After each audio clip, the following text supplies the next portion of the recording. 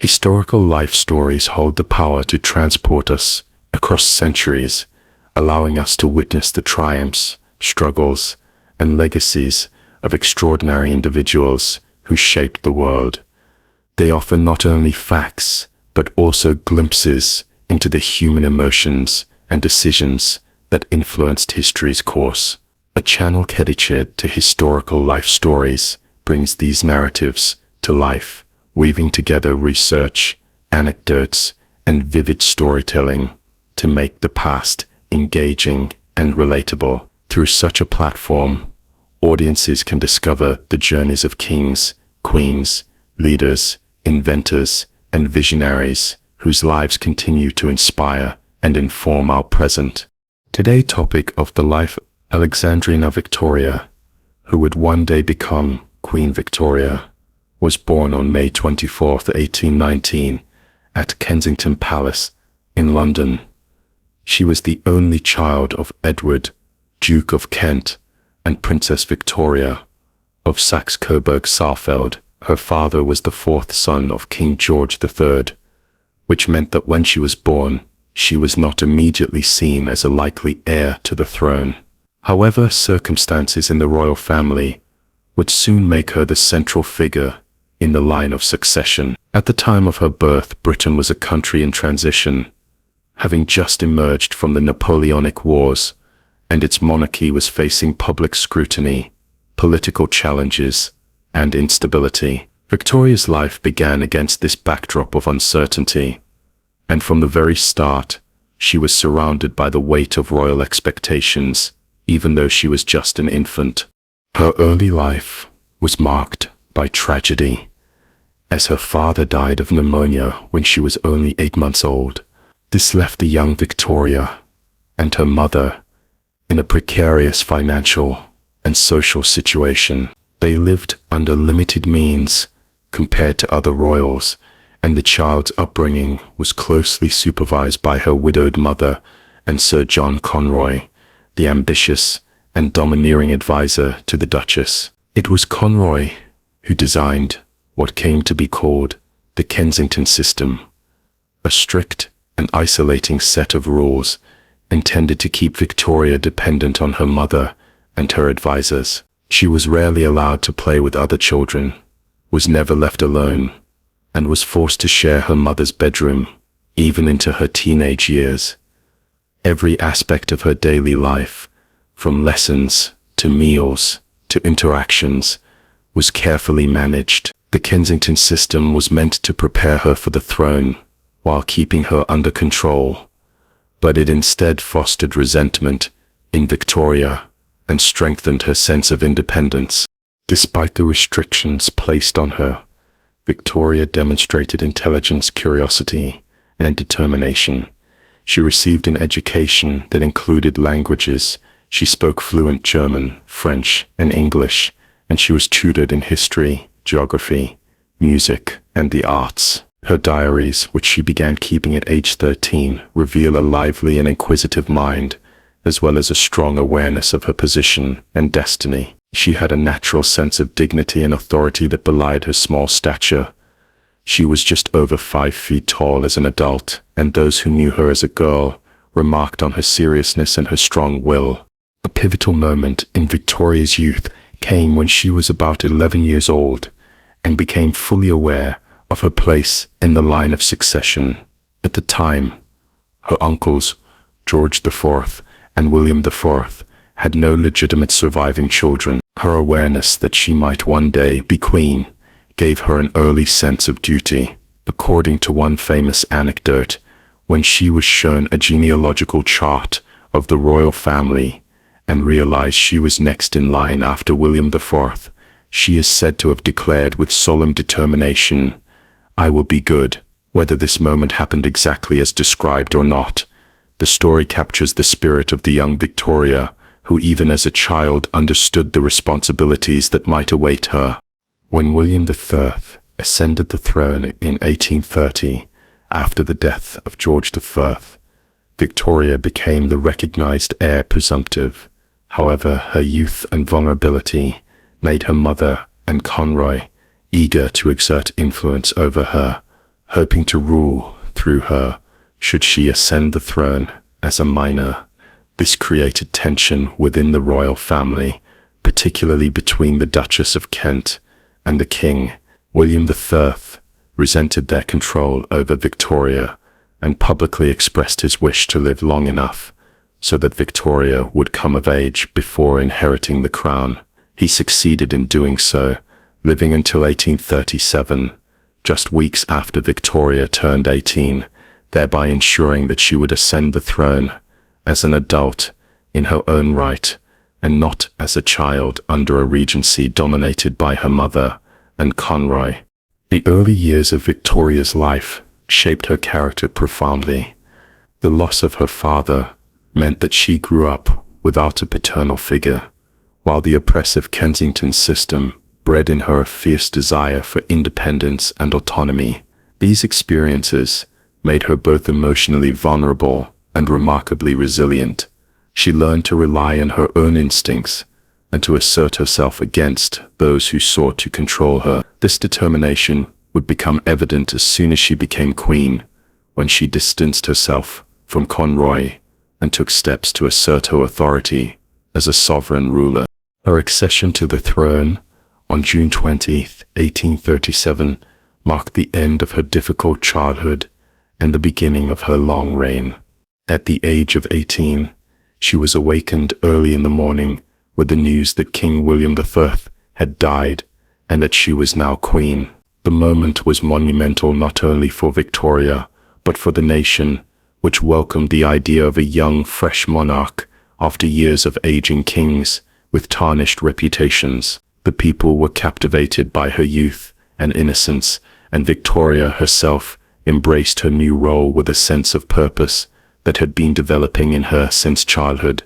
In this way, the first chapter of Victoria's life, her birth, her childhood, and her preparation for the throne, was one of contrasts. On one hand, she was born into privilege as a princess, yet her life was tightly restricted, and she grew up under difficult emotional circumstances. On the other hand, those very hardships instilled in her a sense of strength, independence, and an understanding of her destiny that would define her reign.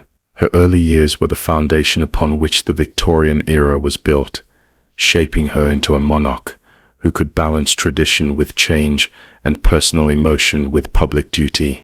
In the second chapter of Queen Victoria's life, her marriage and family became not only the center of her personal world, but also a defining influence on her reign and her image as a monarch. At the age of 20, not long after her accession to the throne, Victoria married her first cousin, Prince Albert of Saxe-Coburg and Gotha, on February 10th. The marriage was the result of family connections and dynastic planning, but it quickly proved to be a love match of exceptional depth and devotion.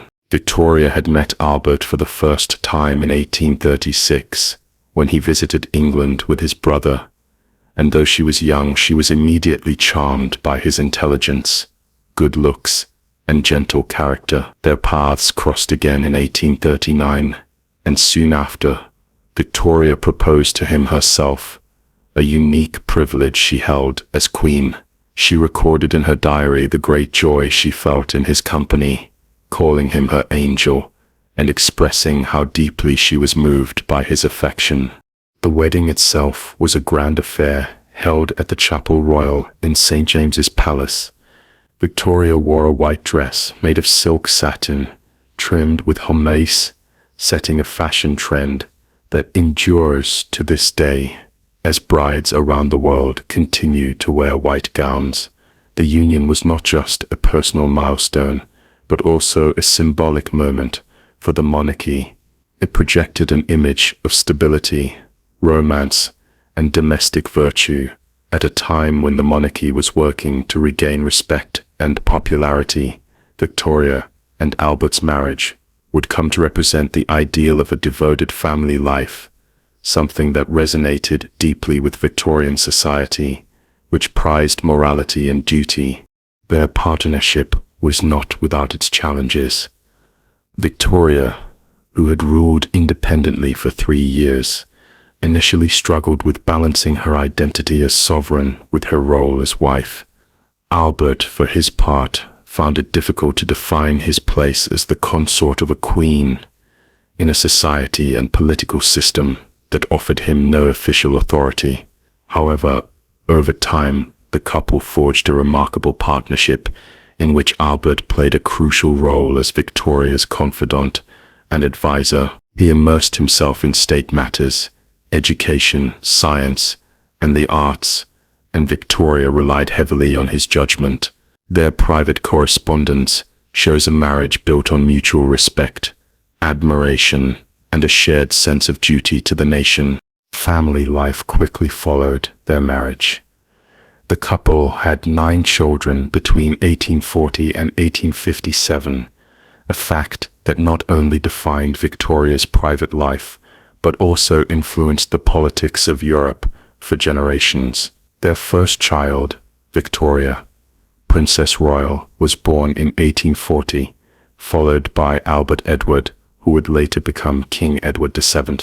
The rest of their children, Alice, Alfred, Helena, Louise, Arthur, Leopold, and Beatrice, each went on to marry into various royal and noble families across Europe. Through these marriages, Victoria and Albert became the forebears of a vast dynastic network that earned Victoria the title Grandmother of Europe.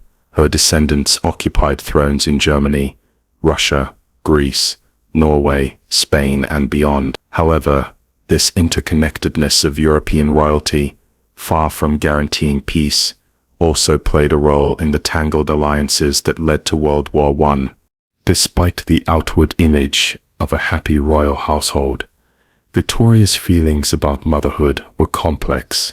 While she deeply loved her children, she frequently complained about the discomforts of pregnancy and the burdens of childcare. She found pregnancy physically and emotionally trying and described childbirth as both painful and distasteful. She once wrote candidly that she thought babies were ugly in their infancy and admitted that she did not enjoy the responsibilities of motherhood as much as she admired Albert's devotion to the children.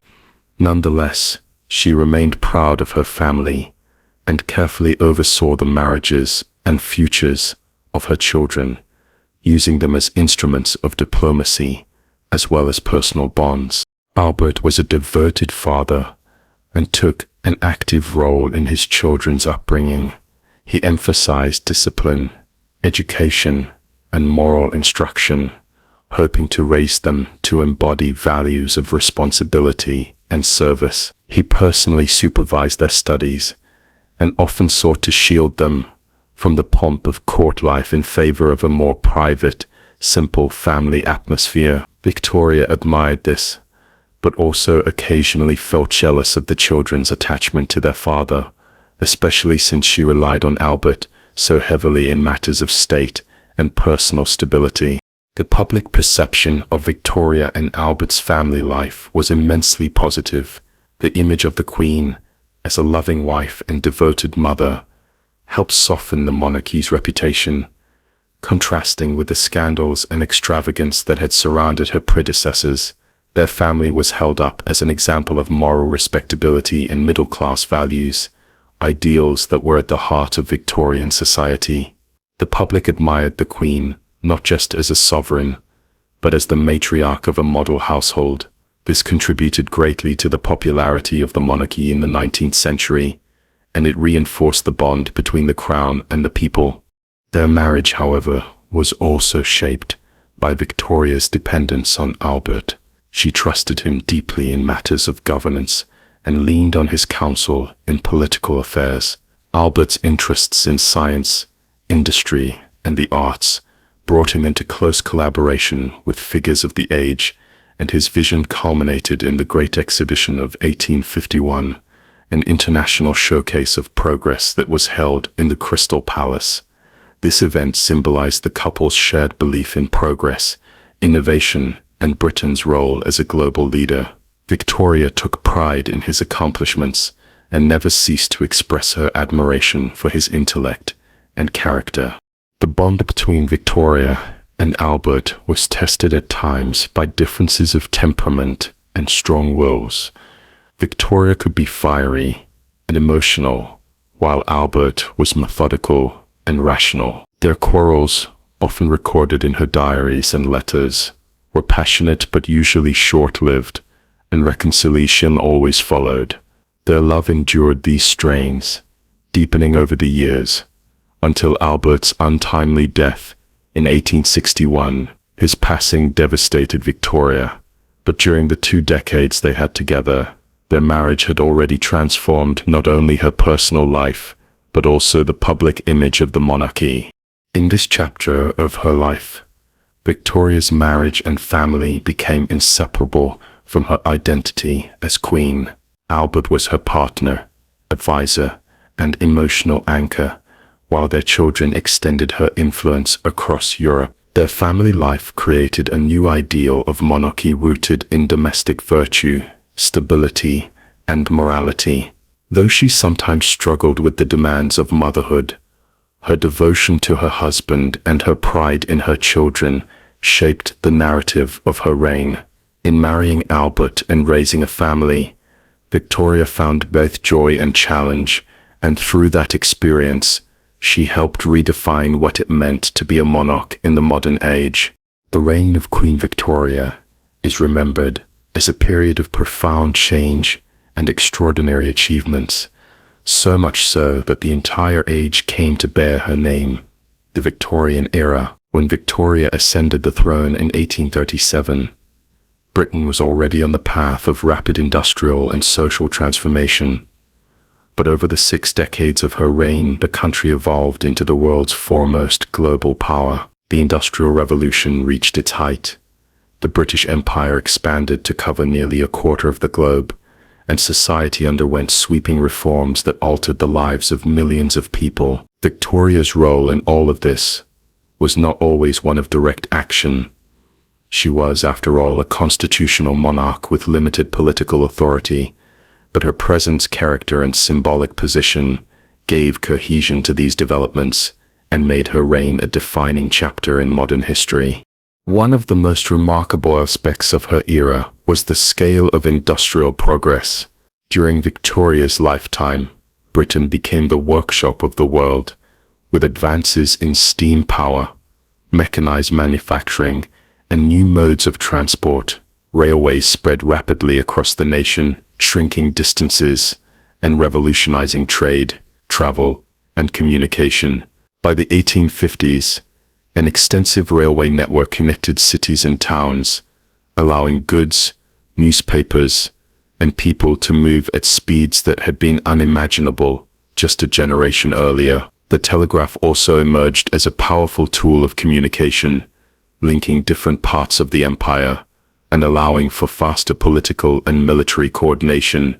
For ordinary people, the industrial economy created both opportunities and hardships. Cities grew rapidly, drawing in workers from rural areas, and with this urbanization came overcrowding, pollution, and public health crises. The challenges of industrial society were immense, but they also prompted reform movements that sought to address the needs of workers, children, and the poor.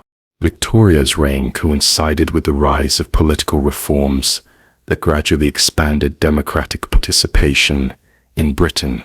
Early in her rule, only a small fraction of men could vote, but over the decades, successive reform acts extended suffrage to broader sections of the population, first to middle-class men and later to many working-class men. While Victoria herself sometimes viewed such changes with caution, preferring the stability of tradition, she ultimately accepted the shift toward a more democratic and representative political system. Her reign marked the entrenchment of the constitutional monarchy, in which the sovereign's role was largely symbolic and ceremonial, with true political power resting in Parliament and the office of the Prime Minister. This transition was crucial to the survival of the monarchy, for it allowed the crown to remain relevant in an age when autocratic rule was increasingly seen as outdated or dangerous.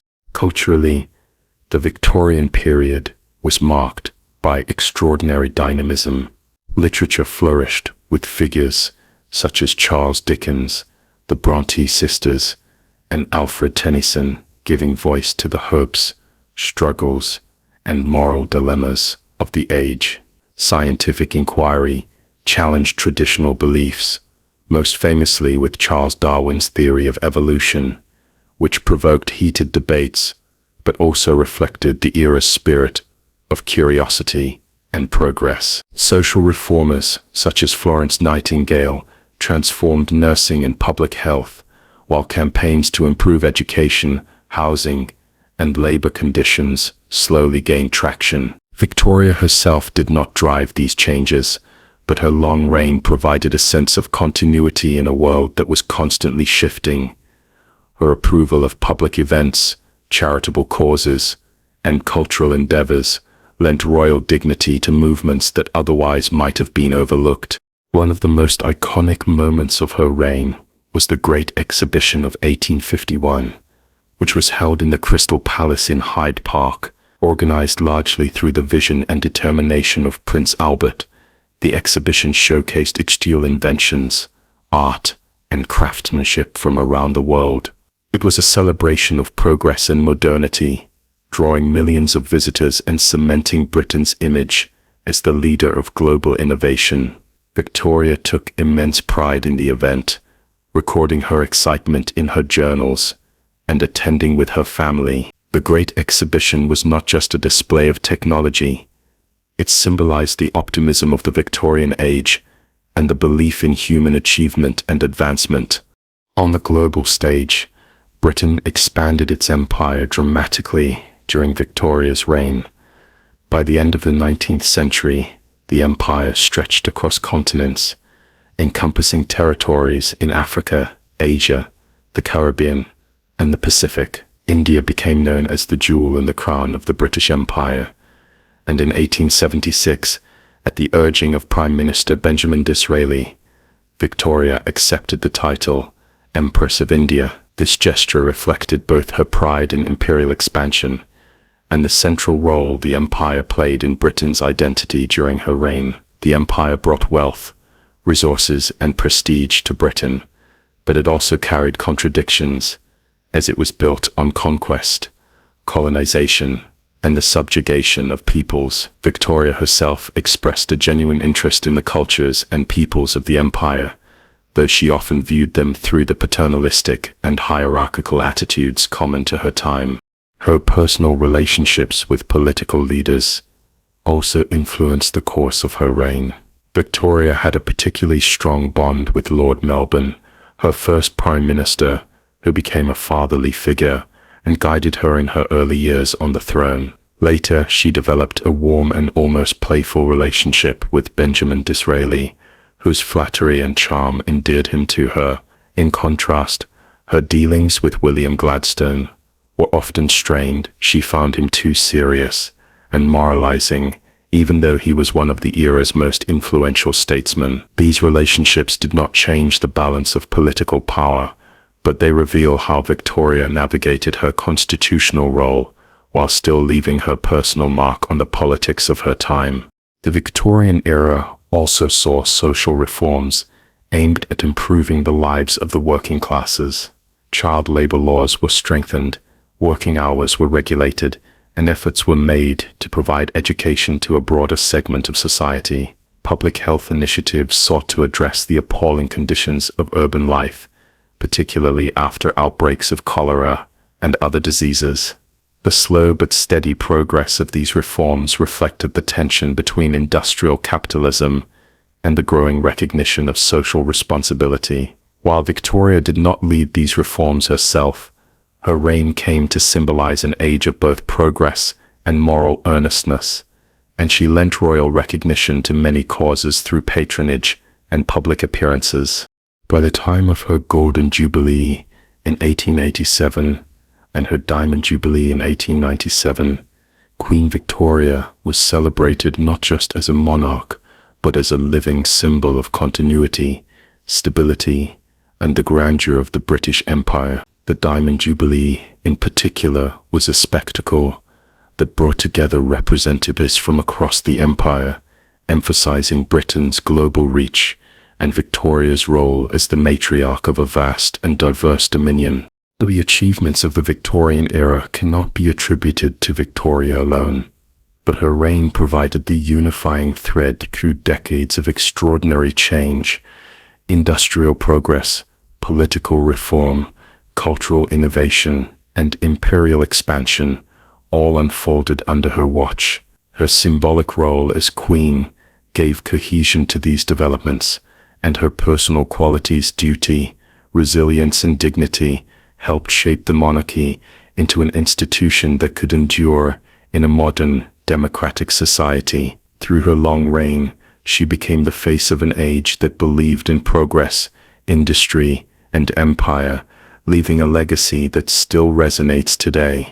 One of the most defining aspects of Queen Victoria's life was the personal challenges she faced during her reign, many of which tested her character and shaped public perceptions of her as both a sovereign and a woman. Behind the stability and grandeur of her long rule, Victoria endured grief, danger, and controversy. These experiences revealed her vulnerability, but also highlighted her remarkable resilience, which ultimately deepened the bond between the monarchy and her people. From early in her reign, Victoria became the target of several assassination attempts, reflecting the volatile nature of public life in the 19th century. Between 1840 and 1882, she survived at least 8 attempts on her life, usually while traveling in open carriages. The first came in June 1840, only a few months after her marriage to Prince Albert, when a young man named Edward Oxford fired 2 shots at her as she and Albert rode through the streets of London. Neither shot hit the Queen, and she emerged unharmed, but the attack shocked the public. Remarkably, the incident seemed to strengthen her popularity rather than weaken it.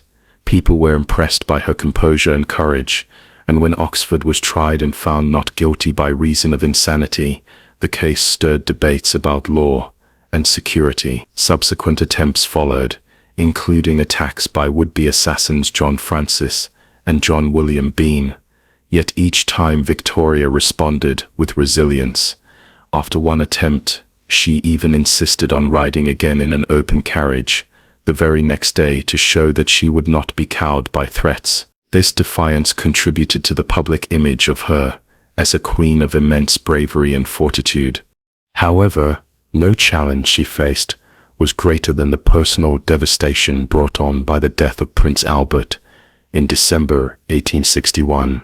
Albert had been Victoria's partner in every sense of the word, her husband, advisor, confidant, and emotional anchor. When he fell ill with typhoid fever at the age of 42 and died within weeks, Victoria's world collapsed. She was just 42 herself and left with 9 children to raise and a nation to govern. Yet she could scarcely bring herself to face either responsibility. Overcome by grief, she withdrew from public life and entered a mourning period that lasted the rest of her life. She wore black for the next 4 decades, earning the image of the perpetual widow. Her withdrawal was so severe that she spent long stretches at Balmoral in Scotland or Osborne House on the Isle of Wight, avoiding public ceremonies and appearances in London. This seclusion was not well received at first. Many of her subjects felt abandoned by their monarch, especially during times of national significance, when her presence was expected. Criticism of her absence grew, and she was nicknamed the Widow of Windsor by detractors who believed she had neglected her public duties. At times, her popularity fell to such a low point that some even whispered about the potential end of the monarchy. Yet her grief was genuine, and her retreat reflected the depth of her attachment to Albert. She described herself as having lost her soul's only stay, my guide, my support, my everything. It was a private wound, made all the more public by her position as queen. In her personal mourning, Victoria developed close relationships with a few trusted attendants who gave her comfort in her loneliness. The most famous of these was John Brown, a Scottish servant at Balmoral, who became her confidant and companion. Their relationship, whether purely platonic or more intimate, sparked considerable gossip and controversy. Political opponents, and even some of her children, resented the influence Brown appeared to wield over her. Yet Victoria valued his loyalty and straightforwardness, calling him her best friend. The intensity of their bond became evident at her death decades later, when she requested to be buried with keepsakes related not only to Albert, but also to Brown. Later in her life, she would form a similar relationship with Abdul Karim, an Indian servant who became her munshi, or teacher, instructing her in Urdu and Indian culture. These friendships scandalized members of her household and the establishment, who viewed them with suspicion. But they also showed Victoria's willingness to defy convention in her personal life. Another challenge that Victoria grappled with was the balancing act between her roles as queen, wife, and mother. She often expressed openly that she disliked pregnancy and found the demands of childrearing burdensome. With 9 children born over 17 years, she frequently felt overwhelmed and frustrated, describing babies as frog-like and the experience of motherhood as exhausting. While she loved her children deeply, her letters and diaries reveal that she struggled with the physical toll and the responsibilities that came with such a large family. These difficulties humanized her in some respects, for they showed that even a queen could feel the strains of motherhood that many women of her time endured.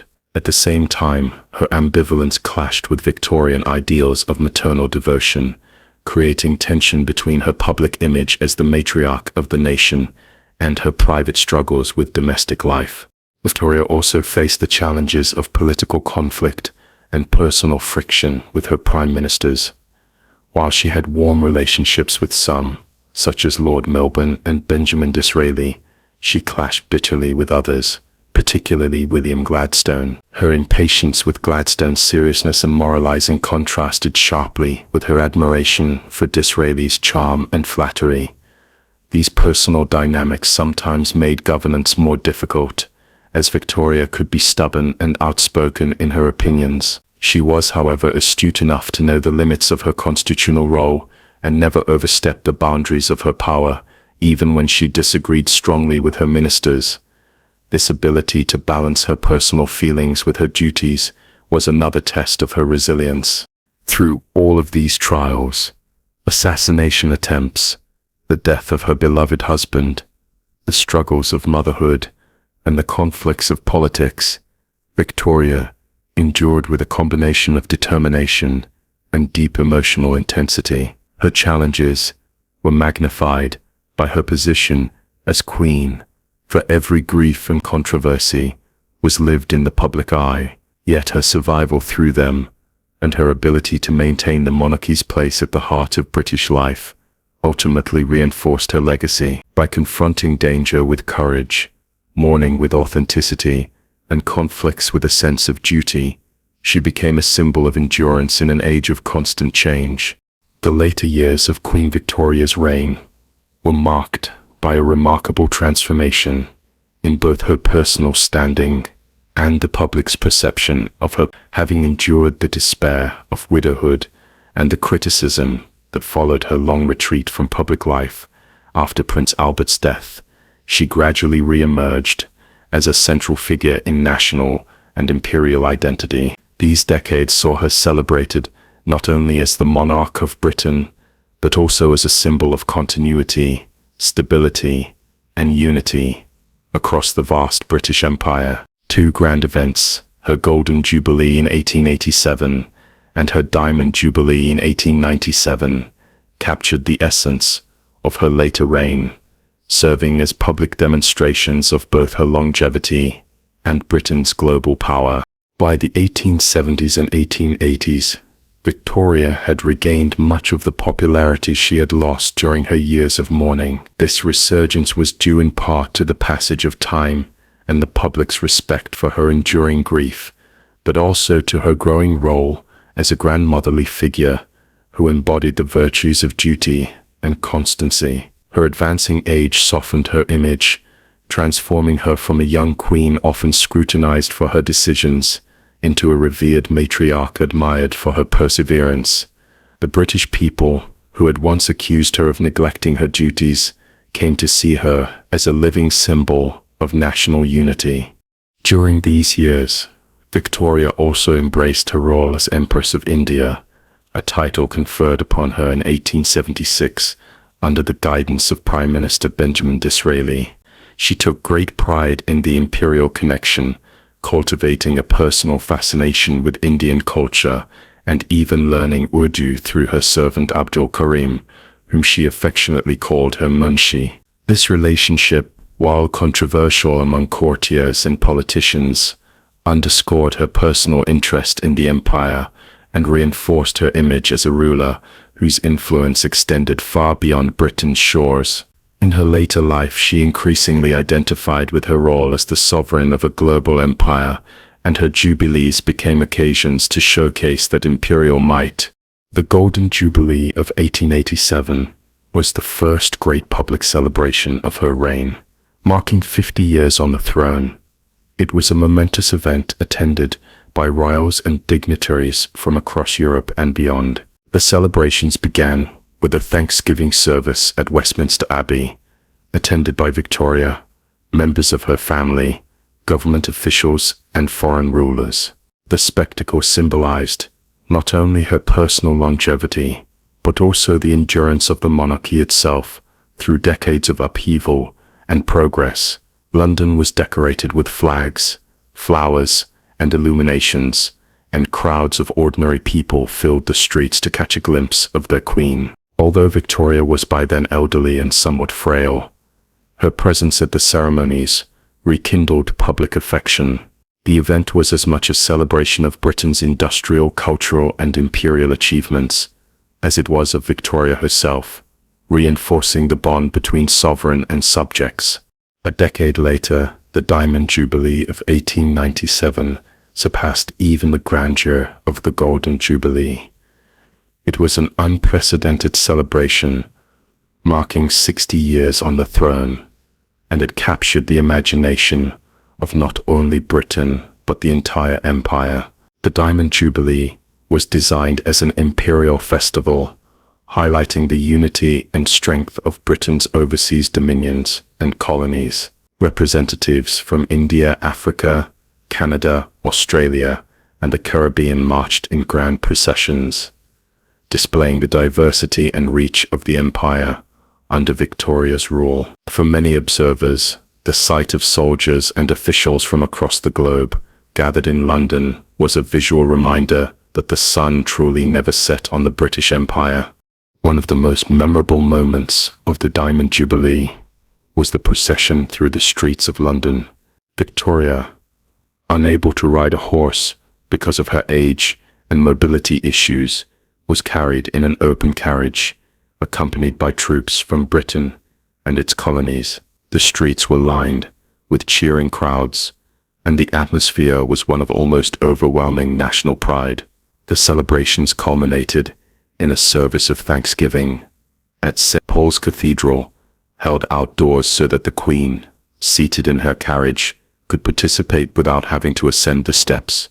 The sight of the aged monarch, visibly moved by the loyalty and affection of her people, created an enduring image of Victoria as the embodiment of the empire's strength and unity. For Victoria personally, the Jubilees were deeply emotional occasions. In her journals, she reflected on the love and devotion shown by her subjects, which she found both humbling and gratifying. After decades of criticism and isolation, she was once again embraced as the heart of the nation. Her role had evolved from that of an active, youthful queen to a symbolic figure whose mere presence evoked feelings of stability and reassurance in an age of rapid change. By the 1890s, Britain was facing new challenges: social unrest, labor strikes, and the stirrings of demands for greater democracy. But Victoria's image provided continuity. She represented values of duty, morality, and endurance that gave cohesion to a society in flux. The Jubilees also served to cement Victoria's place on the international stage. Monarchs and dignitaries from across Europe came to pay homage, underscoring her position as the matriarch of European royalty. Through her children and grandchildren, she was connected to the ruling houses of Germany, Russia, Spain, Greece, and beyond. This earned her the nickname Grandmother of Europe. However, these dynastic ties were not without their complications, as the rivalries and alliances among her descendants would contribute to the tensions that eventually erupted into World War I. Still, in the context of her jubilees, these connections symbolized her extraordinary influence over the continent's royal families. In the final years of her life, after the Diamond Jubilee, Victoria continued to be revered as a beloved figure. She was frail, often confined to a wheelchair, and suffered from ailments associated with her age, but her presence still commanded immense respect. Her later reign was a time when the monarchy shifted even more firmly into the role of a constitutional institution, with the Queen serving primarily as a unifying figure above the fray of politics. She had witnessed immense transformations, industrial revolutions, political reforms, and imperial expansion, and through it all her reign became a thread of continuity for her people. The celebrations of her later reign, particularly the Jubilees, were more than just milestones of personal longevity. They were symbols of an era. They demonstrated the monarchy's adaptability and its ability to inspire unity and pride. For Victoria, they represented a personal vindication after years of grief and criticism. She had endured assassination attempts, the loss of her beloved Albert, and periods of unpopularity. But by the end of her reign, she was revered as a national icon. Her later years proved that the monarchy could thrive, not by clinging to power, but by embodying the values and spirit of the nation in symbolic and ceremonial ways. By the time of her death in 1901, the memory of her golden and diamond jubilees remained fresh in the minds of her people. They were not just celebrations of her reign, but affirmations of Britain's place in the world and of the monarchy's continuing relevance. In her later reign, Victoria had become more than a queen. She had become the face of an age, a living symbol of continuity in a world transformed by progress and empire. By the dawn of the 20th century, Queen Victoria had become not only the longest reigning monarch in British history up to that time, but also an emblem of an entire age. Her death in 1901 brought to a close not just her own extraordinary life, but also the Victorian era itself, a period that had seen Britain transformed into the foremost global power. The circumstances of her final days, the nature of her funeral, and the legacy she left behind reveal both the deeply personal side of Victoria and the immense public significance she carried. Victoria's final years were marked by increasing frailty. By the late 1890s, she suffered from rheumatism, which limited her mobility, and cataracts, which clouded her vision. She often required a wheelchair and relied heavily on attendants to assist her. Despite her physical decline, she continued to engage with her duties as best as she could, corresponding with ministers, reviewing official papers, and maintaining her interest in family affairs. She had lived through the reigns of several prime ministers and seen the monarchy evolve into a largely ceremonial institution. Yet her own presence still commanded deep respect. For the British people, she remained the living embodiment of continuity and tradition. In January 1901, Victoria's health began to deteriorate significantly, while she was staying at Osborne House on the Isle of Wight, one of her favorite retreats. Surrounded by members of her family, she grew weaker by the day. On January 22, 1901, at the age of 81, she passed away peacefully, ending a reign of 63 years and 7 months. Her death was not only a private loss for her family, but also a profound national moment. For many Britons, she had been the only monarch they had ever known. Generations had lived and died under her reign, and her passing seemed to mark the end of an era. Victoria had left detailed instructions for her funeral, which reflected her strong will and personal sensibilities.